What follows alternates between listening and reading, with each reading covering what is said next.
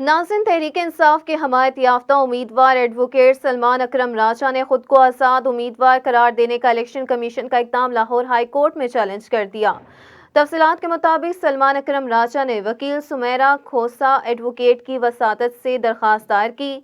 दरख्वास्त में election commission समेत दीगर को फरीक बनाया गया है। दरख्वास्त में मौक़िफ़ अपनाया गया कि पाकिस्तान तहरीक इंसाफ 1996 से इलेक्शन कमीशन में बतौर सियासी जमात रजिस्टर्ड है। दरख्वास्त गुजार NA 128 से PTI से हमायत याफ्ता उम्मीदवार है।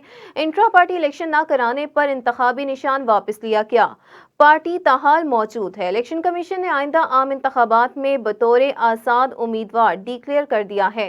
दरख्वास्त गुजार की जानिब से इस्तदा की गई कि अदालत इलेक्शन कमीशन की जानिब से आज़ाद उम्मीदवार डिक्लेयर करने का इक़दाम कालअदम करार देते हुए बैलेट पेपर पर PTI का उम्मीदवार दर्ज करने का हुक्म जारी करे।